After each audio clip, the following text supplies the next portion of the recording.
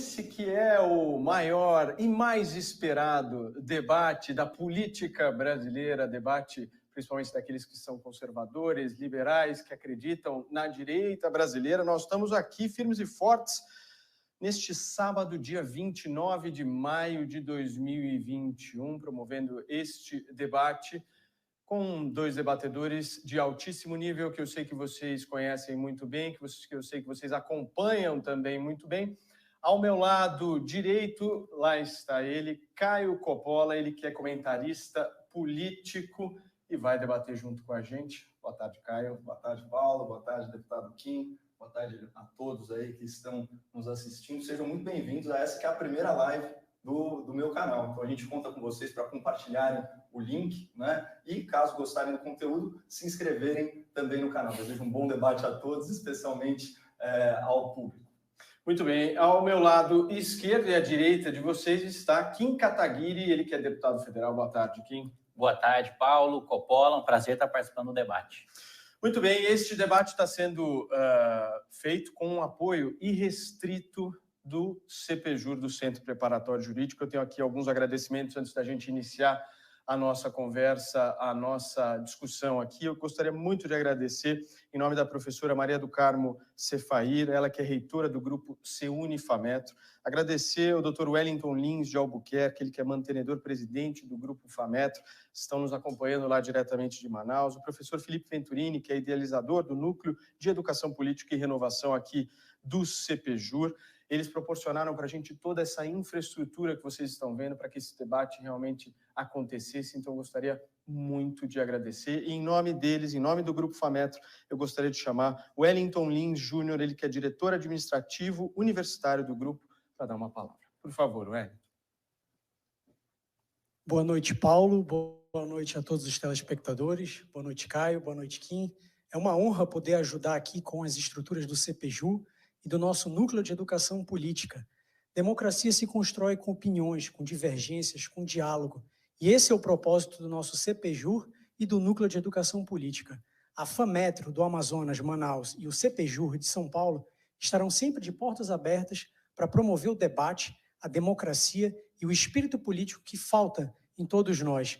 Vamos, assim, construir o debate e eu tenho certeza que hoje será um evento de muito sucesso. Parabéns a todos. Paulo, Kim, Caio, muito obrigado.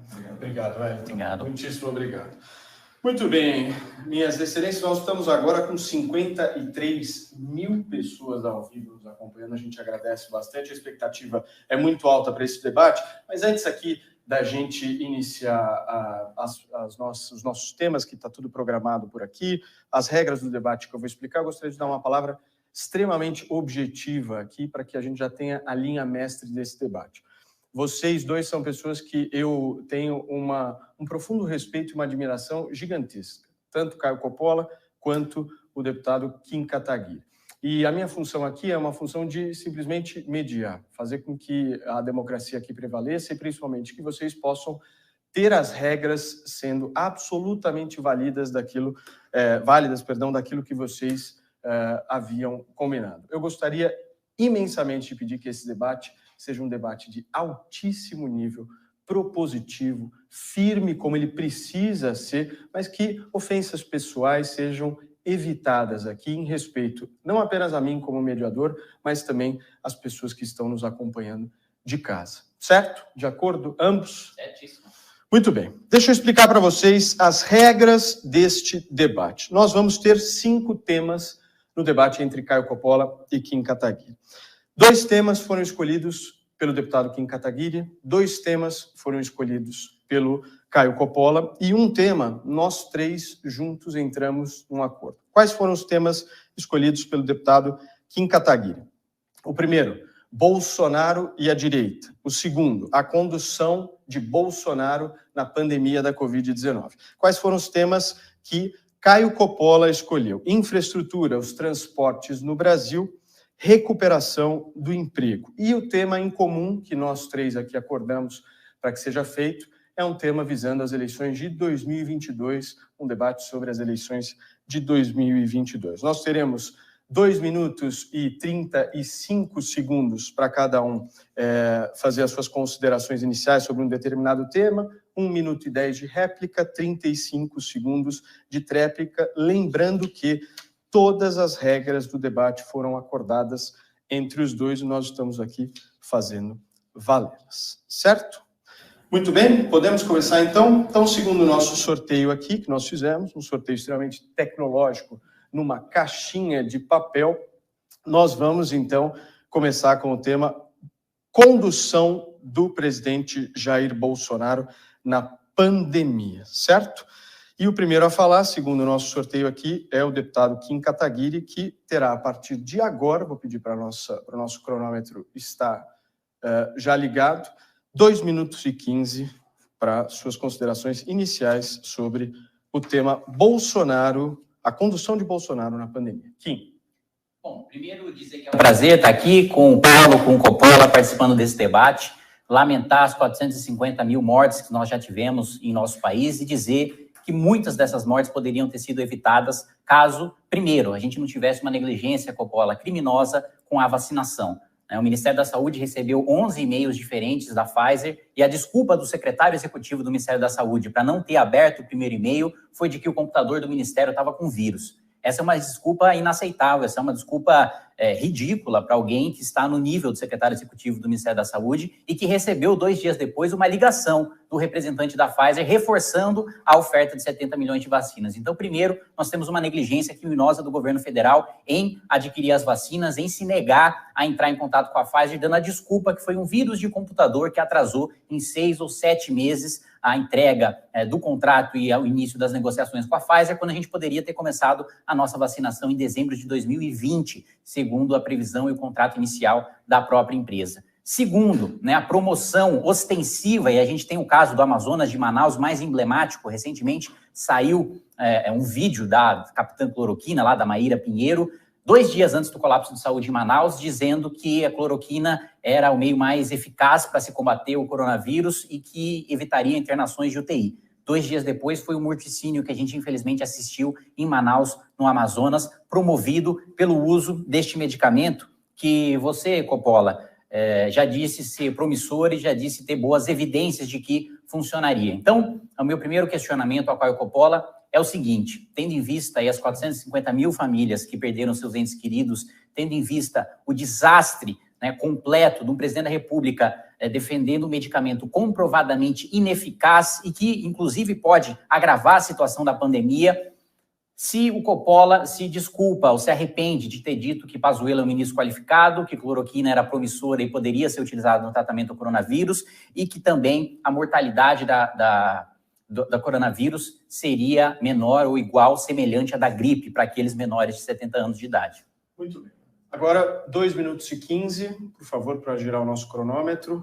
Caio Coppola, vamos lá. Bom, vamos começar pelo final, a informação que está mais recente na minha cabeça. Eu simplesmente estava repercutindo um boletim publicado na Organização Mundial de Saúde do Dr. John Ioannidis, que é simplesmente um dos 10 cientistas mais citados no mundo. E analisando os dados até outubro de 2020, e aí que, mais uma vez, o deputado peca por não dar a informação completa para as pessoas, ou seja, a gente ainda estava na primeira onda do vírus, sem as novas variantes, e ele colocou no boletim da Organização Mundial da Saúde que a letalidade por infecção média global era de 0,23%, e que ela despencava para 0,05% nos casos de menores de 70 anos. E eu não retiro o que eu disse, porque eu estava simplesmente repercutindo um fato científico. Sobre a qualificação do ministro Pazuello, eu estava, mais uma vez, repercutindo fatos. O currículo do ministro, como especialista em logística,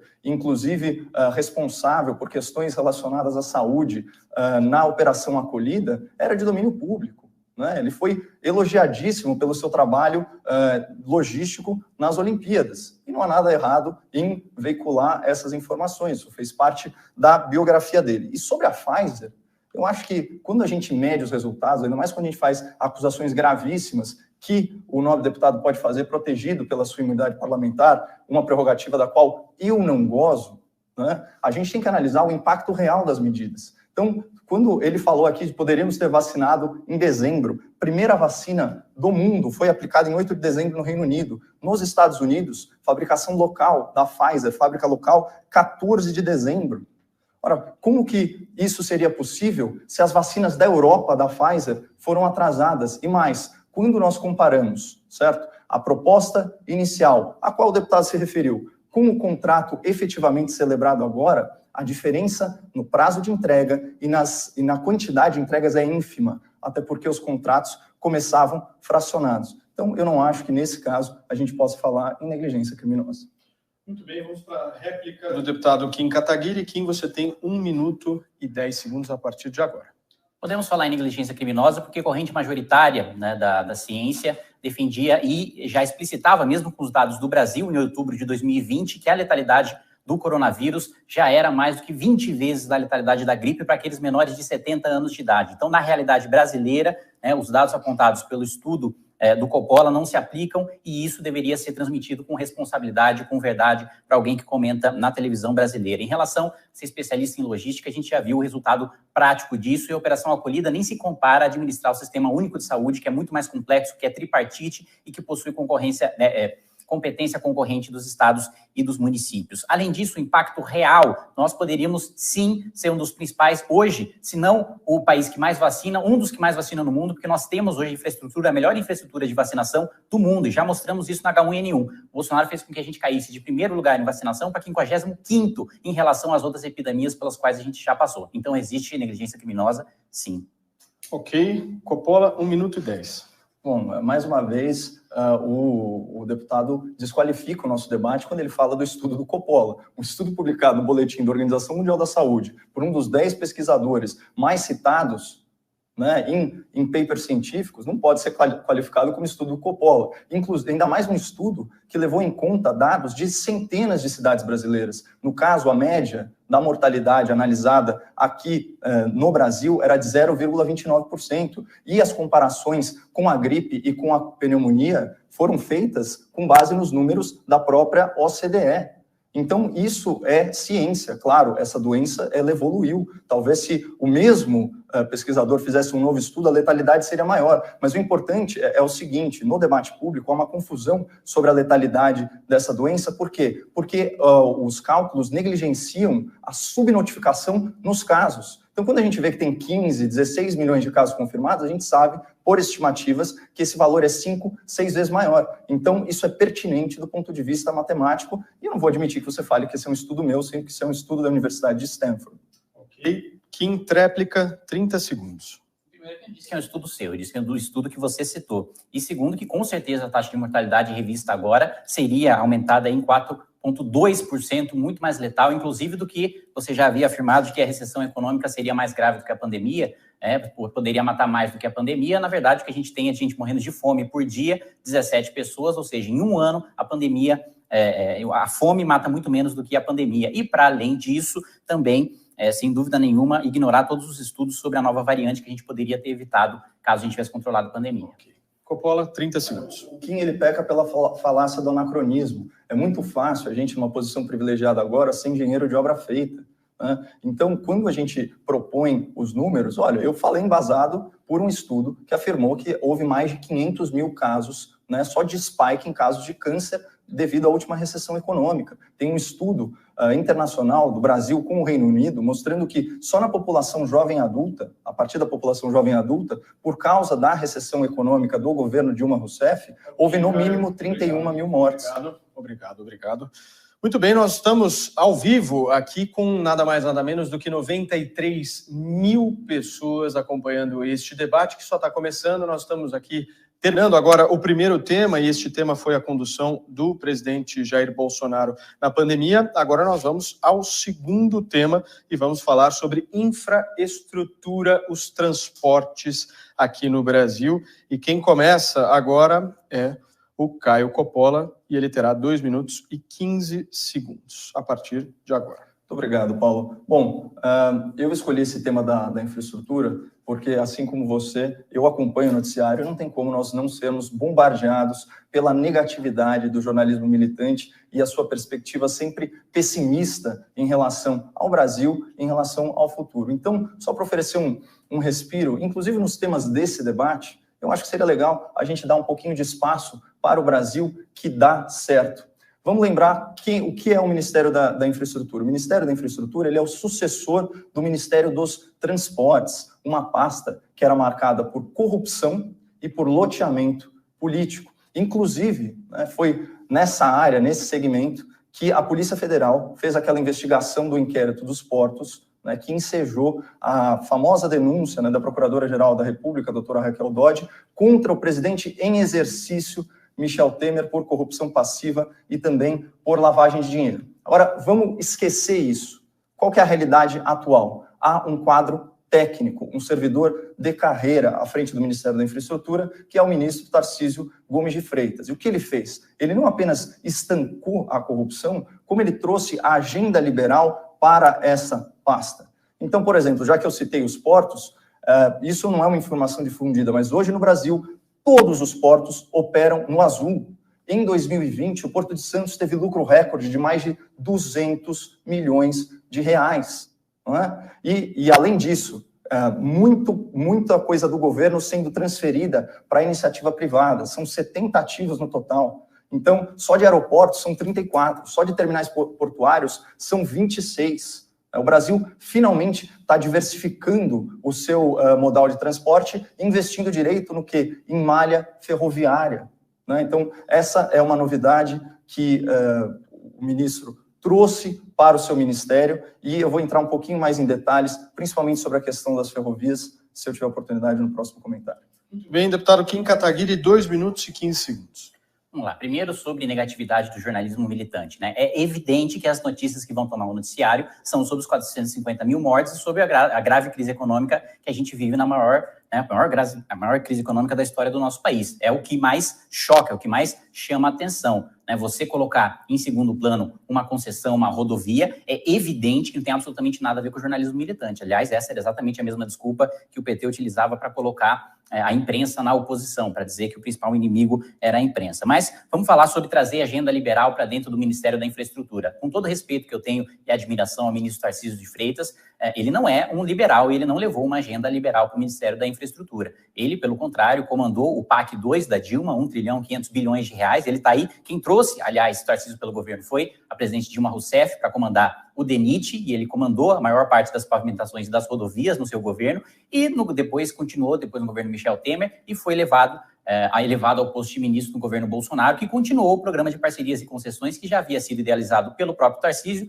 no governo Temer. Então, primeiro, os números que a gente tem de infraestrutura são os piores desde 1947, né, de investimento. Caso o governo Bolsonaro queira cumprir a sua meta até 2022, ele vai demorar só até 2044. Então, nós estamos muito atrasados. Segundo, o ministro Tarcísio Gomes é um ministro desenvolvimentista, não é um ministro liberal. Ele aceita parcerias com a iniciativa privada, assim como Ciro Gomes também aceita parcerias com a iniciativa privada, mas ele não acredita no investimento privado como vanguarda da infraestrutura. Ele acredita no investimento público. Pode até ser executado e conduzido pela iniciativa privada, mas saindo dos cofres públicos, tanto que ele mesmo foi um dos idealizadores do programa Pro Brasil, que o próprio Coppola criticou como sendo um PAC 3, como sendo um programa desenvolvimentista. Né? Em relação também ao programa de parcerias e concessões, o número de parcerias e de concessões dito pelo Coppola parece alto. Mas no governo Lula, você teve, por exemplo, 3 ou 4 vezes maior esse número de concessões e de parcerias nos 2 primeiros anos de mandato, o que não faz com que seja justificável você defender o governo Lula só porque ele fez meia dúzia de rodovias, justificar Mensalão, Petrolão, o maior escândalo de corrupção do país, assim como não se defende o governo Bolsonaro por isso.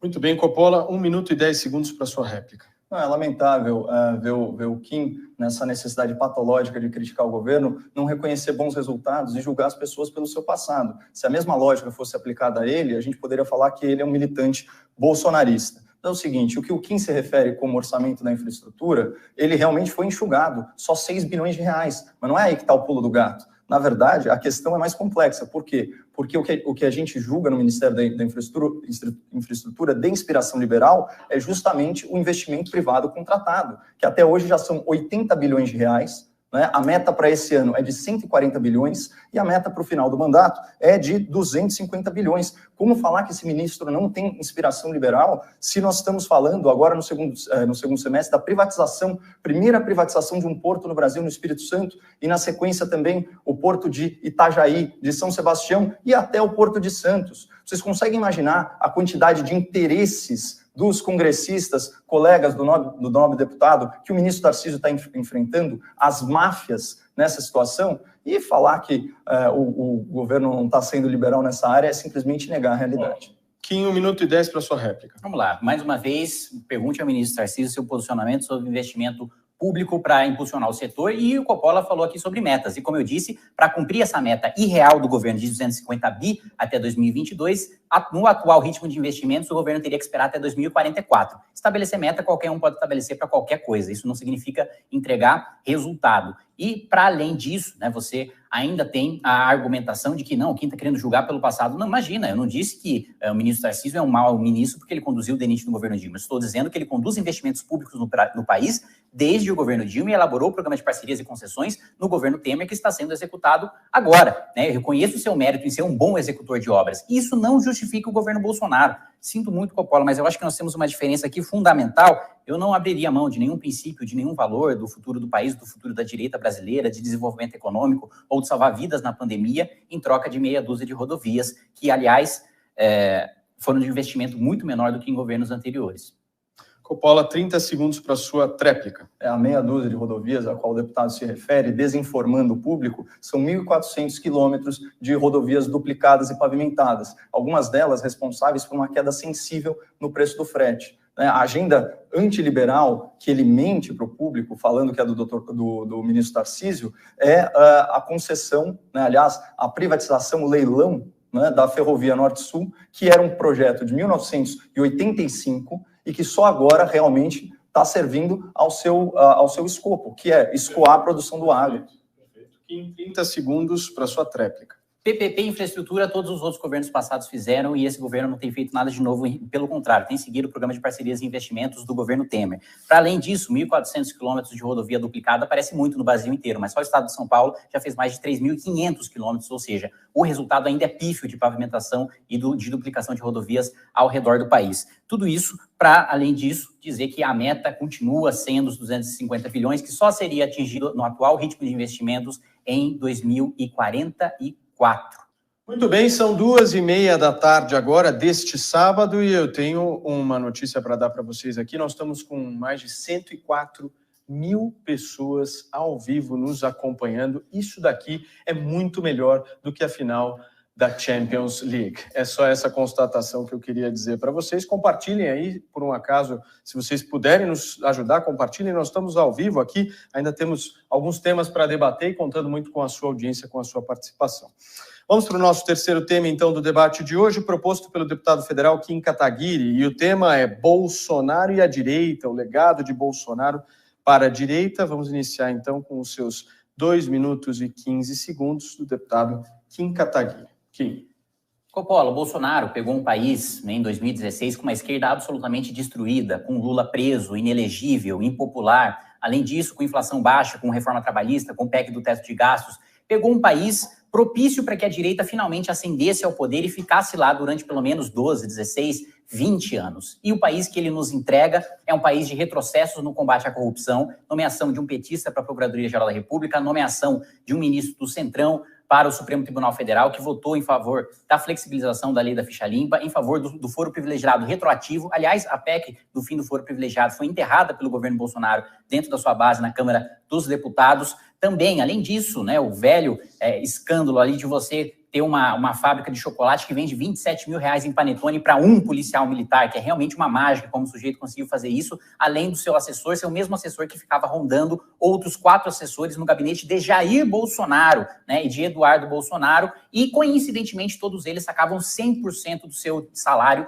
todos os meses, e 100% do salário todos os meses, claro, uma coisa hipercomum, todo mundo que está assistindo aí com certeza também faz isso, e pagava, né, Queiroz pagava tanto a escola como o plano de saúde da família de Flávio Bolsonaro em dinheiro vivo. Tudo isso fez com que toda essa rachadinha, e aliás, a valorização de imóveis também é importante ressaltar, né, 300% de valorização de imóvel em 8 meses, 300% em 8 meses pós-eleição de Jair Bolsonaro, foi a valorização de imóveis. Praticamente a bolha de 2008 foi alcançada hiperbolicamente aí pelo escândalo de Flávio Bolsonaro, que se transformou num Pelé dos negócios, comprou até uma mansão depois que seu pai foi eleito. Tudo isso maculando e arrastando a imagem da direita brasileira, que estava em ascensão em 2016, e agora ele nos entrega um país em que o Lula não só está solto, como está elegível, graças aí à conivência de Jair Bolsonaro e à camaradagem de Jair Bolsonaro com o Supremo Tribunal Federal, e no seu interesse em ver Lula concorrendo para ele ter alguma chance de vencer uma reeleição.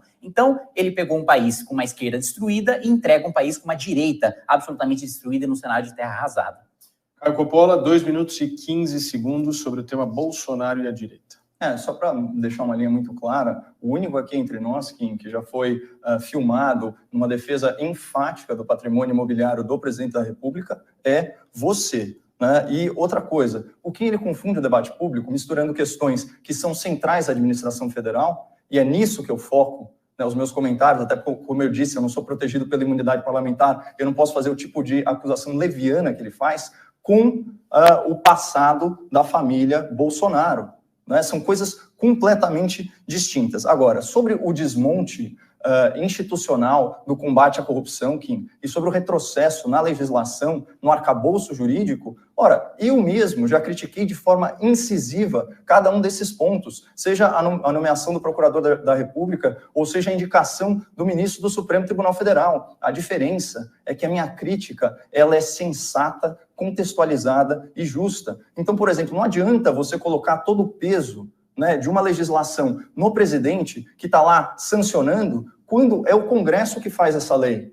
Então, no mínimo, para fazer a crítica justa, você tem que atribuir a cada parte a sua devida responsabilidade. Então, é muito hipócrita você condenar o presidente da República por ter sancionado modificações na lei anticrime, quando foi o senhor Rodrigo Maia, ao qual você deu nota 8, quando estava deslumbrado na Rede Globo, né, sendo entrevistado pelo Pedro Bial, que estava lá desfigurando, para quê? Para barrar a tipificação do crime de Caixa 2. É disso que a gente está falando, simplesmente dar a devida culpabilidade para cada ente. Né? O que, por exemplo, Jair Bolsonaro tem a ver com a revisão do entendimento do STF sobre prisão de segunda instância? Então, é isso. A gente tem que fazer uma crítica ponderada. E sobre a direita destruída, eu vou esperar o meu próximo comentário, porque eu discordo completamente. Eu acho que quem destrói a direita, ou tenta destruir, é o MBL. Kim Kataguiri, sua réplica, 1 minuto e 10. Vamos lá, sobre a acusação leviana, a imunidade parlamentar não dá direito de cometer crime, de cometer calúnia, de cometer injúria, de cometer difamação. Caio Coppola sabe muito bem disso, tanto que o presidente da República, apesar de todas as acusações, não me processa porque sabe que em juízo ele perderia. Como, aliás, o seu filho Eduardo Bananinha já me processou, tentando tirar todas as minhas publicações do ar e perdeu na justiça, porque a justiça sabe quem é o culpado, quem é que tem as provas de crime contra si e que, sem dúvida nenhuma, não é o MBL. Em relação a abuso de autoridade, que Jair Bolsonaro, quando deputado, votou contra e depois, como presidente da República, fez sua base votar a favor, e mais do que isso, Jair Bolsonaro não é só agora um deputado, não é só um presidente da República que sanciona ou que veta. Ele tem uma base gigantesca de parlamentares que ele utilizou para aprovar o abuso de autoridade, que ele utilizou para aprovar o juiz de garantias e que ele sancionou, coisa que sequer o PT fez, sancionar uma emenda do PSOL, né? E colocando que a crítica dele é sensata, contextualizada, né, e justa, ou seja, as minhas críticas não são insensatas, são descontextualizadas, são injustas, é só tentar desqualificar pela perda, e lembrando que Rodrigo Maia foi apoiado por Jair Bolsonaro, não por mim, que apoiei o Marcelo. Coppola, 1 minuto e 10 segundos para sua réplica.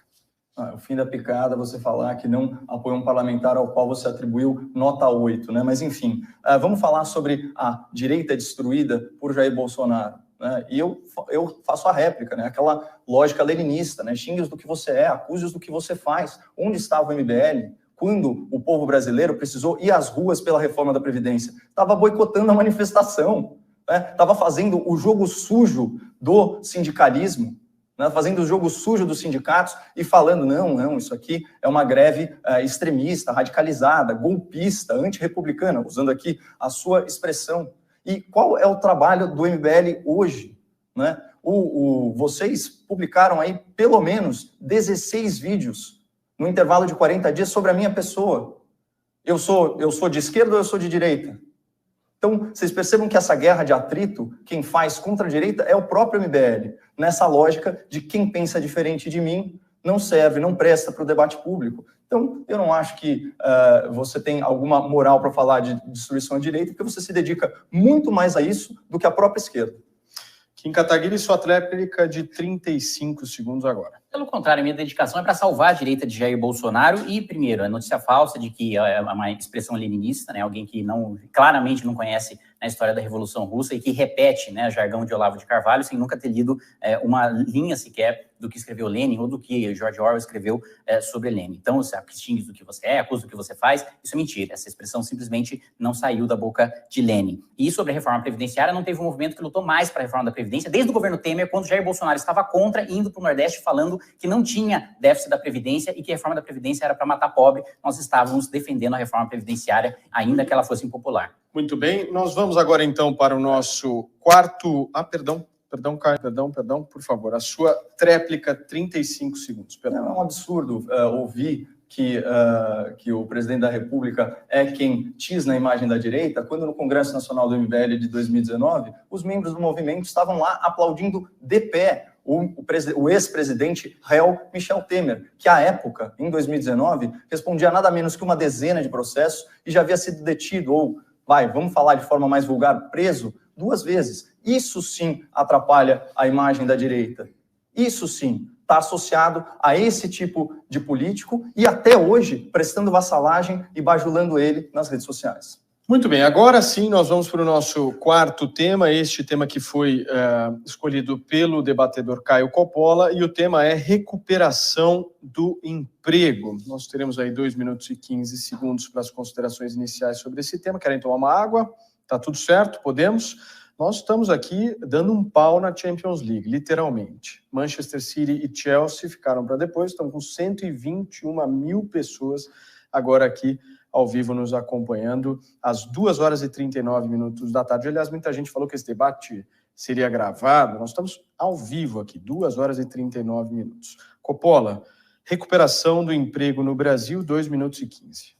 Bom, aproveitando o ensejo, agradecer aí essa prestigiosa e maciça audiência. Vamos falar de emprego, porque os nossos espectadores são um pouco mais antenados, devem ter percebido, se não me engano foi na quinta ou na sexta-feira, o Instituto Brasileiro de Geografia e Estatística divulgou, né, a nova taxa de desemprego, que é recorde, 14,7%, isso representa cerca de 14 milhões e 800 mil desocupados. Claramente, isso é uma linguagem técnica. Certo? Como que o IBGE chega a esses números? É através da PNAD, né? Pesquisa Nacional por Amostra de Domicílios Contínua. Né? Então, trata-se, na verdade, de uma projeção estatística feita com base em pesquisas. E ela contempla tanto os trabalhadores informais quanto os trabalhadores formais. O que não é divulgado, muito divulgado na grande imprensa, e que serve como uma métrica complementar e que a gente tem que prestar atenção para ver qual o estágio da evolução da nossa economia. É o CAGED, o Cadastro Geral de Empregados e Desempregados, que puxa dados aí do E-Social, puxa dados também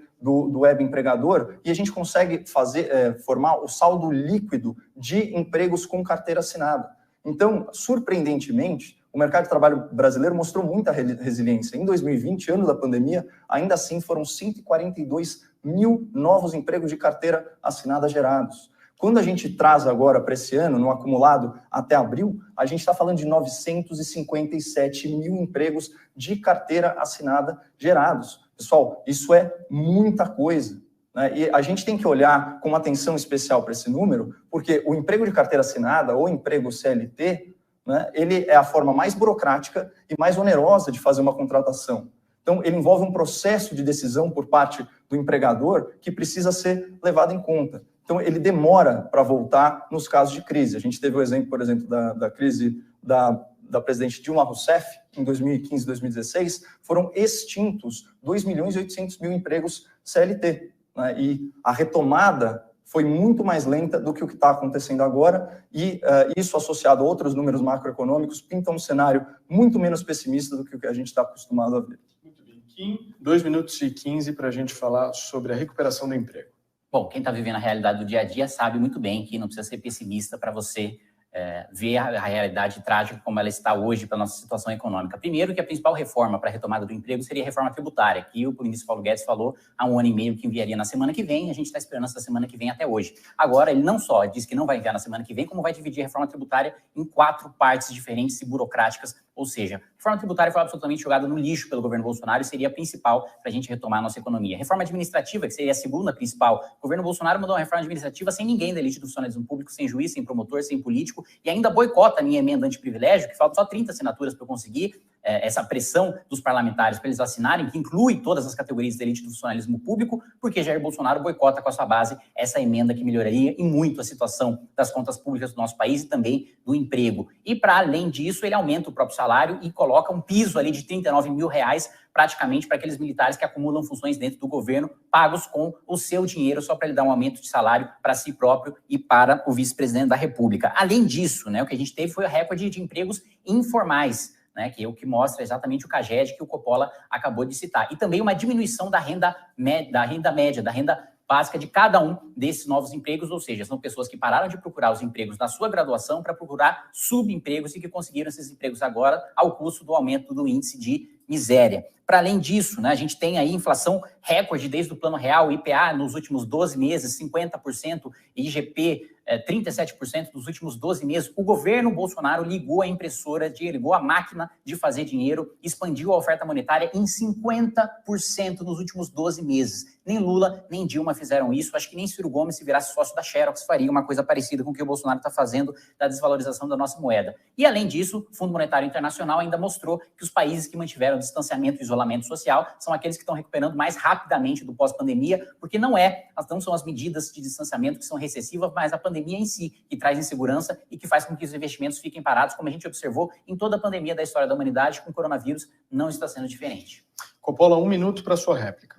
Bom, ainda bem que a gente não mora num país tão pessimista quanto o Kim. Ele fala do dólar, ignorando que nos últimos tempos ele sai de 5,70 para 5,20. Bom, ontem ou anteontem, se não me engano, a Bolsa de Valores bateu seu recorde histórico. Isso é um mercado que não tem ideologia precificando os ativos brasileiros.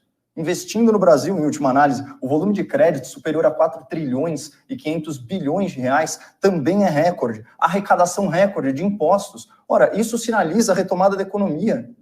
E não é possível o que eu ouvi falar aqui, quando todos os especialistas, agências internacionais, falavam que o PIB brasileiro ia cair 9%, a retração foi de 4%, e essa semana o PIB desse ano já foi revisto da casa de 3% para 4%. Tem gente cravando que vai ser 5%. Então, essa é a realidade. Pessoal, vocês têm que se ater a um fato que é o seguinte: desânimo, desesperança são armas de comunicação política.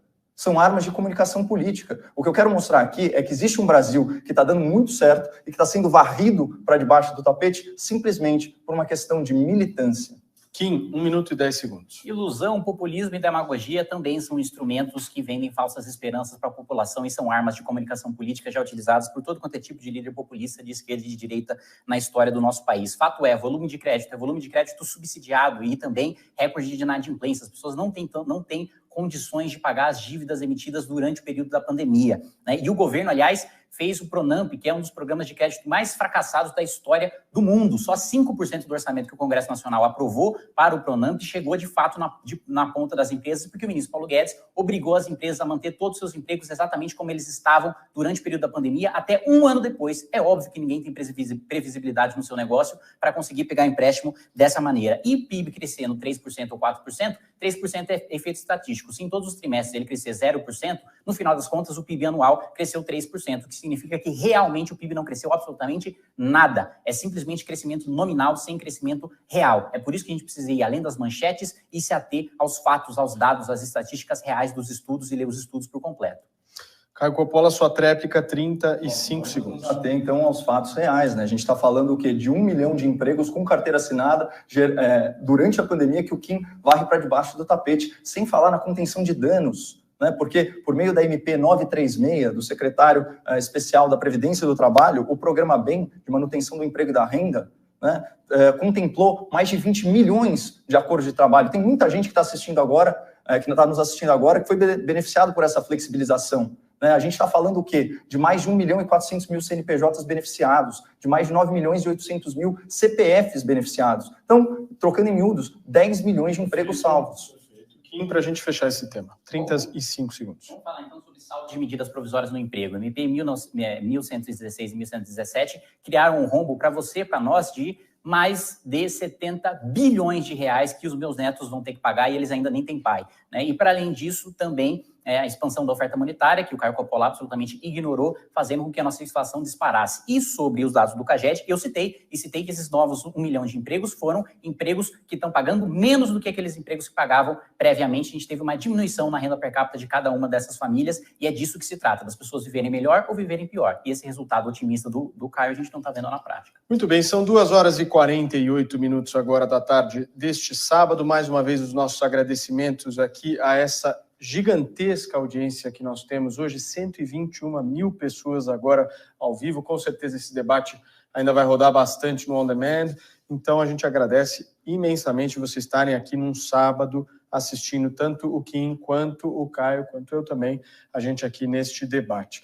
Olha só, nós vamos agora para o nosso último tema do debate. Esse é um tema, como eu já mencionei aqui para vocês no início, foi um tema diferente desses 4 temas que vocês viram os dois debatendo agora, cada um escolheu 2. Este 5º tema foi um consenso aí entre nós 3 para que a gente pudesse colocar uma pauta sobre as eleições de 2022. Então nós fizemos aqui um sorteio e quem começa a falar sobre as eleições de 2022, a sua visão, a sua perspectiva, é o Coppola, e ele tem 2 minutos e 15 segundos. Eu sou um entusiasta da democracia e eu adoraria, né, viver num país em que a realidade eleitoral nos propiciasse uma série de bons candidatos, né, com os quais nós nos sentíssemos representados e pudéssemos escolher. Eu não tenho nenhum preconceito contra uma candidatura de terceira via, de quarta via, de quinta via. Eu acho que isso seria salutar. Mas eu vivo no mundo real, né? E de tudo que foi falado nesse debate, eu gostaria de transmitir uma mensagem para o nosso espectador, que é a seguinte: não existe equivalência moral entre Lula e Bolsonaro. Eu vou repetir para frisar: não existe equivalência moral entre Lula e Bolsonaro. Tá? Ainda que todas as acusações, sejam elas levianas ou não, contra o presidente da República fossem verdadeiras, e provavelmente não são, ainda assim, né, o Bolsonaro está para o Lula como uma unha encravada está para um pé quebrado. E o Brasil precisa caminhar. E caminhar com o pé quebrado é infinitamente mais difícil. Eu reconheço o mérito das críticas que falam do patrimonialismo, do nepotismo, do corporativismo, do populismo, né, que colocam o Bolsonaro, de certa forma, como um fruto do seu meio, né, que é o meio político. Tudo bem. Só que, pelo menos, o Bolsonaro ainda realiza algum tipo de enfrentamento ao sistema. Sim, ele transige, eventualmente, com o STF, ele transige com o centro fisiológico do Congresso, mas ainda existe um enfrentamento. Existe um enfrentamento ao establishment midiático. Existe um enfrentamento à tirania de certas decisões que tolhem as liberdades individuais. Bolsonaro, ainda de vez em quando, ele enfrenta o sistema. Lula é o sistema. Lula é o sistema. E é uma pena ver jovens promissores, como o Kim Kataguiri, falando que num eventual segundo turno anulariam o voto. Eu repito, não existe equivalência moral entre Lula e Bolsonaro. E ao longo desses meses eu vou provar isso nesse canal. Menos pelos méritos do Bolsonaro, muito mais pelos deméritos do Lula. Em 2 minutos e 15 segundos para você falar sua visão sobre as eleições de 2022. Eu não quero nem unha encravada, nem pé quebrado. Eu acho que a gente precisa caminhar muito bem com as duas pernas, e é isso que a gente precisa fazer, construindo uma alternativa de terceira via para as eleições de 2022. O que a gente viu no governo Bolsonaro foi um governo de sistema, né? O governo Bolsonaro triplicou o número de emendas parlamentares. Não acredite em mim, acredite no Tribunal de Contas da União. Triplicou o número de emendas parlamentares, pagou mais do que Temer, do que Dilma, do que Lula. Aliás, mais do que Dilma II e Temer somados. Temer havia batido o recorde de emendas parlamentares, Bolsonaro triplicou esse número, e sabe do que mais? Ele proibiu o Tribunal de Contas da União de fazer fiscalização. Eu, como membro da Comissão de Fiscalização e Controle, não posso fiscalizar as emendas parlamentares, né, do Congresso do Centrão, corrupto e etc., que Bolsonaro blindou graças a uma emenda constitucional aprovada com o seu apoio e da sua base ainda em 2019. Para além disso, né, Bolsonaro confunde-se com o sistema 1000%. Quer mais sistema do que um petista para a Procuradoria-Geral da República? Quer mais sistema do que juiz de garantias? Quer mais sistema do que limitação de delação premiada? Quer mais sistema do que abuso de autoridade contra juiz, contra promotor, contra policial que combate o crime, que combate a corrupção? Quer coisa mais sistema do que dá o DENOX, dá o FNDE, dá a FUNASA, dá o Ministério das Comunicações, dá a Secretaria de Governo? Tudo para o Centrão. Quer coisa mais sistema do que isso? São mais de 200 bilhões de reais em orçamento nas mãos do Centrão sob o governo Bolsonaro. Não existe nada mais sistemático do que isso. Não existe nada mais corrompido, patrimonialista, sujo, imoral do que isso, que é exatamente o que Lula fazia, inclusive agora com a mesma prática de compra de parlamentares com dinheiro público por meio do Tratolão, né? E para além disso, né, com o ministro fazendo laranjal para vencer a eleição, e esse fracasso e esse cenário de terra arrasada não é o meu pessimismo não, é o que as eleições de 2020 mostraram. Bom, o Caio pode dizer que as urnas estão fraudadas e que a gente não pode considerar as eleições de 2020, mas fato é que os maiores vencedores dessas eleições foram o Centrão e as esquerdas. Bolsonaro foi um completo fracasso. Dos 59 candidatos que apoiou, apenas 12 venceram, e esse é o retrato que a gente tem para 2022. Se a gente não construir uma alternativa viável, Bolsonaro vai para o segundo turno com Lula e vai perder. E eu não quero ter esse pé quebrado durante os próximos, pelo menos, 4 anos. Coppola, sua réplica. Bom, não chegamos aqui no cerne da questão, Kim. Quem seria pior, Lula ou Bolsonaro? Você tem uma audiência jovem enorme, muitos deles vão votar pela primeira vez, e eles vão se deparar com isso. E é uma decisão madura, uma decisão adulta, né? Ainda que tudo que você falou fosse verdade, ainda que fosse, não é, ainda que fosse verdade, não chegaria aos pés do mal que seria a volta do lulopetismo para o Brasil. Né? Você tem, se for para falar, sei lá, numa metáfora em cinema, Bolsonaro é tipo um Rambo, ele está lá na selva, é um sobrevivente, arranja confusão com cada um que cruza o seu caminho. O Lula é o poderoso chefão, ele não move um músculo. Se ele tem problema na justiça, ele liga para a turma dele na justiça. A imprensa cuida de fazer as coisas. Na classe média, ele recorre ao PSOL. E tem um monte de gente fazendo trabalho sujo para o Lula, inclusive o MBL, que fica aqui desgastando o governo e desgastando pessoas que são da direita e que não pensam estritamente como o MBL. É assim que funciona.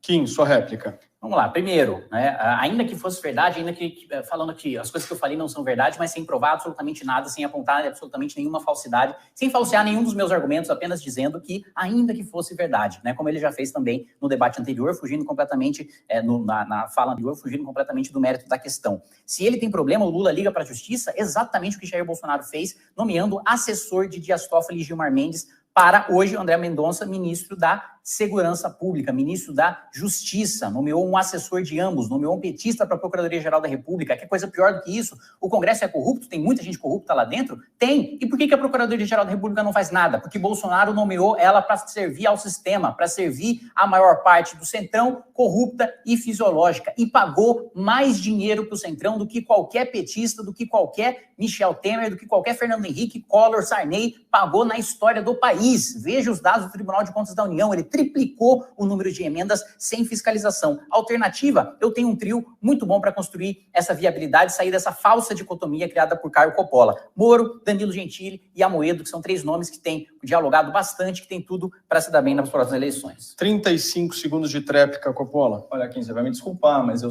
não sou criador da realidade, eu sou comentarista da realidade. Né? A pesquisa Exame que você utilizou para corroborar aí o Danilo Gentili com 8%, pelo amor de Deus, na pesquisa espontânea, o Danilo Gentili não aparece. E o João Amoedo, que você mencionou, aparece com 0,5%. E o único cenário no qual o Danilo Gentili faz 8% é num cenário hipotético surreal em que há 3 candidatos. Lula, Bolsonaro e Gentili. E ainda assim, entre todos eles, ele é o que pontua menos. Eu estou com os pés no chão e preocupado com o futuro do Brasil e eu não quero Lula acima de tudo. Kim, 35 segundos para a gente fechar. Eu gostei que nesse pequeno tempo de debate eu já consegui convencer o Caio a acreditar em pesquisas, né? Porque ele já teve um vídeo aí na semana passada, ou retrasada, falando que elas não refletiam a realidade, que elas não funcionavam. Então esse já é um bom primeiro ponto de vitória. E segundo disso, depois disso, na espontânea ele não aparece. Pesquisem as pesquisas espontâneas 2 anos, 1 ano antes das eleições de 2018. Veja quem é que estava no topo da pesquisa espontânea e na pesquisa incentivada. Era Lula em primeiro e Marina Silva em segundo. Se a pesquisa nesse momento fosse o retrato da realidade, hoje ou a gente teria Lula ou a gente teria Marina Silva como presidente da República. Então, sim, tem viabilidade. E ainda que não tivesse, eu prefiro perder com os meus valores do que ganhar me vendendo. Okay.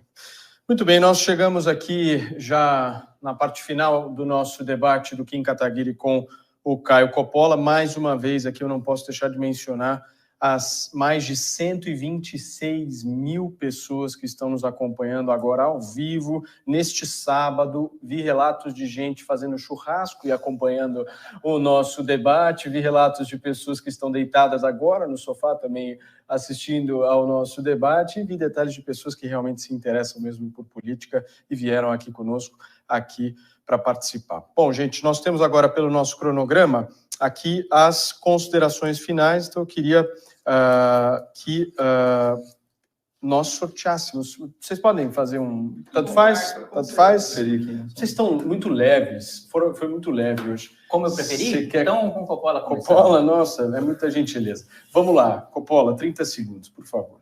Bom, eu queria agradecer muito essa audiência maciça. Realmente não estava esperando, ainda mais com tanta concorrência, né? Nós temos a Champions League, nós temos também toda a esquerda brasileira aí abdicando de meses de narrativa do Fica em Casa para ir se aglomerar e gritar, vejam só, né? Bolsonaro genocida nas ruas. Então, obrigado pela companhia aí, deputado. Muito obrigado pela mediação, Paulo. Mais uma vez, estendendo os agradecimentos aqui ao CPJur, que viabilizou tudo isso. Kim, para a gente fechar, por favor. Só agradecer, Paulo, Caio, dizer que gostei muito do debate, acho que foi muito produtivo. Na minha avaliação, até a gente poderia, aproveitando 126 mil pessoas assistindo, dar uma estendida aí. Eu deixaria o Coppola estabelecer novas regras, se ele quisesse, mais 19, menos 19, se ele quiser. A minha única regra seria da gente continuar. Mas eu não sei se o Coppola vai topar isso, vai dizer que eu não tenho palavra, porque não foi isso que a gente acordou, mas eu gostaria muito de continuar aproveitando essa audiência, mas se a gente não continuar, eu me despeço e agradeço a atenção de todos vocês. Muito bem, eu queria imensamente aqui agradecer as mais de 125 mil pessoas que estiveram conosco ao vivo, aqui nos acompanhando, dizer e dar um depoimento aqui para vocês dois, da minha admiração que eu tenho pelo trabalho de vocês dois, e por ser uma pessoa também, assim como vocês, que tem muita preocupação de ver o lulopetismo de volta ao Brasil. É muito ruim e muito triste para o Brasil, por muitas vezes, a gente vê uma direita rachando dessa maneira. Então, eu acho que o quanto mais a gente puder buscar convergência nesse momento em que nós estamos, melhor será. Esse é o recado que eu queria deixar aqui para todos vocês. Queria mais uma vez agradecer.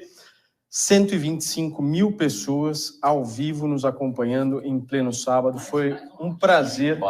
Foi um prazer enorme.